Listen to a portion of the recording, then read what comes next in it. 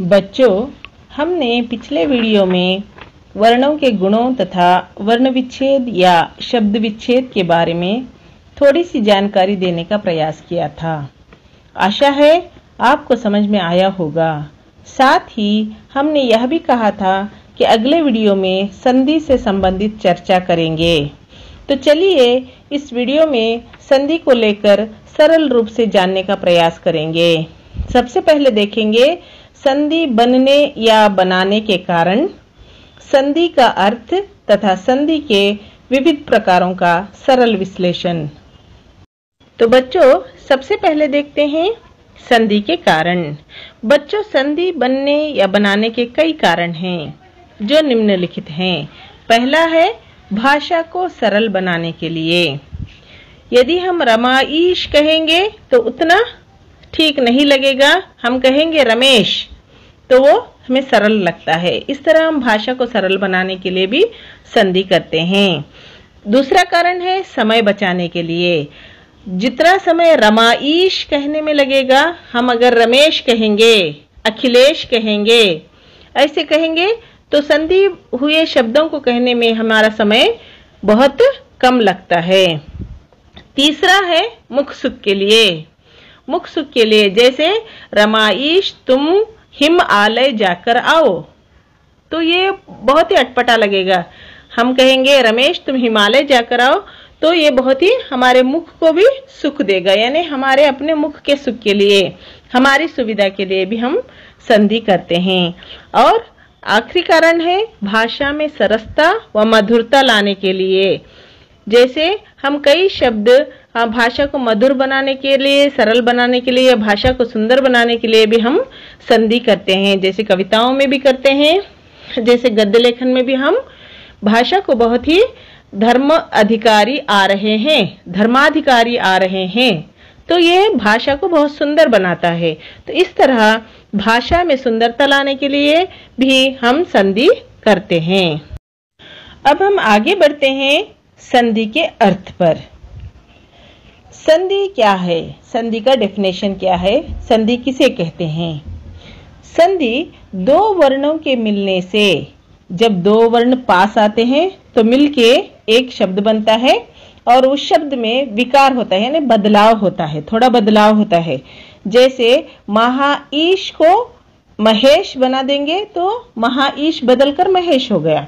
वैसे ही दो वर्णों के मिलने से शब्द में जो विकार पैदा होता है उसे हम संधि कहते हैं। जैसे हिम प्लस आलय हिमालय, वैसे ही महा प्लस ईश महेश। इस तरह दो वर्णों के मिलने से शब्द में विकार यानी बदलाव, शब्द में जो बदलाव आता है उसको हम, उस क्रिया को हम संधि कहते हैं।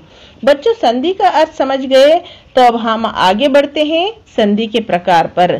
संधि के तीन प्रकार हैं। हिंदी में संधि के तीन प्रकार हैं। वे हैं पहला स्वर संधि, दूसरा व्यंजन संधि, तीसरा विसर्ग संधि। आपके लिए केवल स्वर संधि ही पूछा जाएगा, तो हम यहाँ पर उसी का विश्लेषण करेंगे। अब हम आगे बढ़ते हैं स्वर संधि को जानने के लिए स्वर संधि के प्रकार की ओर। स्वर संधि के 5 प्रकार हैं। वे इस प्रकार हैं। पहला दीर्घ संधि, दूसरा गुण संधि, तीसरा वृद्धि संधि, चौथा यण संधि, पांचवा अयादि संधि। एक काम करते हैं, हम एक बार फिर से स्वरों को लिख लेते हैं, क्योंकि ये स्वर संधि है, इसमें केवल स्वरों के मिलने से संधि होती है। तो हम स्वरों को एक बार लिख लेते हैं, हिंदी के स्वर, जिससे हमें संधि समझने में आसानी होगी। ये है निम्नलिखित हिंदी के 11 स्वर। अब हम पहले संधि के प्रकार को जानने का प्रयास करेंगे। पहले संधि के प्रकार को जानने का प्रयास करेंगे, यानी पहला वाला जो है दीर्घ संधि, वह है दीर्घ संधि। दीर्घ संधि को जानने के लिए हम इन स्वरों में से पहले 6 स्वरों को लेंगे। अब हम देखते हैं दीर्घ संधि किसे कहते हैं। दीर्घ संधि यानी किसी भी स्वर के आगे उसका सजातीय स्वर आ जाए और संधि की क्रिया हो तो वह दीर्घ बन जाता है, तो उसे हम दीर्घ संधि कहते हैं। यानी किसी भी स्वर के आगे उसका सजातीय स्वर आए और वह दीर्घ हो जाए, संधि क्रिया पर वह दीर्घ हो जाए, तो उसे हम दीर्घ संधि कहते हैं। अब आपको शंका हो रही होगी कि ये सजातीय स्वर क्या हैं। बच्चों, जिनका उच्चारण एक समान होता है वह सजातीय स्वर कहलाते हैं। जैसे हिंदी में सजातीय स्वरों की 3 जोड़ियां हैं, वह है अ, इ, उ, ऊ। यानी इसको एक ही स्वर को थोड़ा खींचो तो वो अगला स्वर बन जाता है। जैसे ऊ कहेंगे और ऊ कहेंगे तो उसी को थोड़ा खींचो तो वो बड़ा ऊ अगला स्वर बन जाता है। तो इसे हम कहेंगे सजातीय स्वर। तो किसी भी स्वर के आगे, चाहे बड़े ऊ के आगे छोटा ऊ आ जाए, बड़े ऊ के आगे बड़ा ऊ आ जाए, कोई सा भी हो, किसी भी स्वर के आगे उसका सजातीय स्वर आ जाए और वह संधि क्रिया पर दीर्घ हो जाए तो उसे हम दीर्घ संधि कहते हैं। दीर्घ संधि को समझने के लिए हम इन पहली 3 जोड़ियों को, यानी पहले वाले 6 स्वरों को लेंगे। जो मैंने 3 जोड़ियां के सजातीय स्वर कहे हैं उनको लेंगे। अब हम एक एक करके समझते जाएंगे, मैं समझाऊंगी, आप समझते जाइए।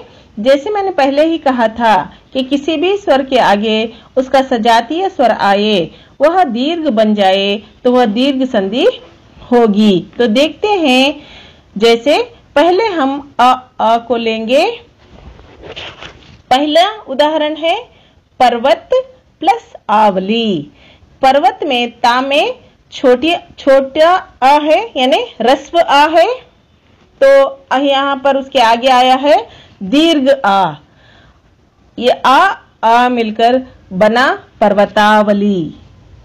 पर्वतावली। वैसे ही धर्म प्लस अधिकारी, धर्माधिकारी। अ प्लस आ। विद्या प्लस अर्थी, विद्यार्थी। शिक्षा प्लस आलय, शिक्षालय। देखो बच्चों, सभी प्रकार के स्वर आए हैं।